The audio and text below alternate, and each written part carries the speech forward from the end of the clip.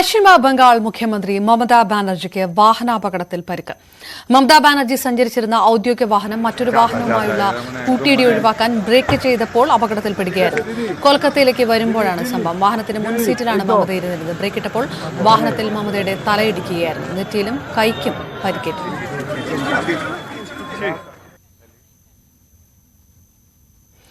Operation ജാഗ്രത എന്ന പേരിൽ നടത്തിയ സ്പെഷ്യൽ ഡ്രൈവിലൂടെ പിടികിട്ടാപ്പുള്ളികളായ 114 പേരുടെ അറസ്റ്റ് രേഖപ്പെടുത്തിയെന്ന് Kochi city police commissioner A Akbar.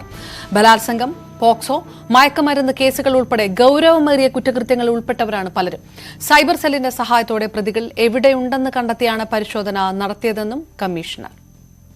അല്ലേ, സബ് ഡിവിഷന്റെ കൊച്ചി സിറ്റിയുടെ എല്ലാ പോലീസ് സ്റ്റേഷനും, എല്ലാ സബ് ഡിവിഷനും 4 സബ് ഡിവിഷനുകളിലും പിന്നെ ഈ പറയുന്ന ടീമുകൾ എല്ലാ പോലീസ് സ്റ്റേഷനിൽ നിന്നും പ്രത്യേകമായ ടീമുകൾ ഫോം ചെയ്ത്, അത് നമ്മൾ ഇന്നലെ പെട്ടെന്ന് നടത്തിയതല്ല, കുറച്ച് നാൾ അതിൻ്റെ ഒരു എക്സസൈസ് നടത്തിയിട്ട് ഓരോരോ കേസുകൾ ഐഡൻറ്റിഫൈ ചെയ്ത് പ്രത്യേകമായ ടീം കോൺസ്റ്റിറ്റ്യൂട്ട് ചെയ്ത് ഏതെല്ലാം ജില്ലകളിലാണ് പ്രതികളുടെ സാന്നിധ്യമുള്ളതെന്നുള്ളത് സൈബർ സെല്ലിൻ്റെയും മറ്റും സഹായത്തോട് നോക്കി അങ്ങനെ വളരെ കാര്യക്ഷമമായിട്ട് കുറച്ച് ഒരു മുന്നൊരുക്കത്തോടുകൂടി നടത്തിയ റൈഡാണ്. അല്ലാതെ ഇന്നലെ രാവിലെ പെട്ടെന്ന് നടത്തി ഇന്ന് വൈകുന്നേരം രാവിലെ അവസാനിപ്പിച്ചതല്ല.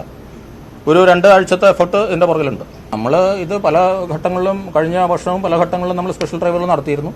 ഇപ്പം നമുക്ക് ഈ ന്യൂ ഇയറും പിന്നെ ശബരിമല ഡ്യൂട്ടിയൊക്കെ ആയിട്ട് ബന്ധപ്പെട്ട് പോലീസിൻ്റെ ഭാഗത്ത് കുറച്ച് മാൻ പവർ ഷോർട്ടേജ് ഒക്കെ ഉണ്ടായിരുന്നു. ആ ഡ്യൂട്ടിയെല്ലാം കഴിഞ്ഞ് പിന്നെ VIP വിസിറ്റും പുതുവർഷവുമായി ബന്ധപ്പെട്ട തിരക്കുകളെല്ലാം കഴിഞ്ഞപ്പോൾ വീണ്ടും പോലീസിൻ്റെ അടിസ്ഥാനപരമായ ധർമ്മത്തിലേക്ക് തിരിഞ്ഞു എന്നുള്ളത് മാത്രമേ ഉള്ളൂ.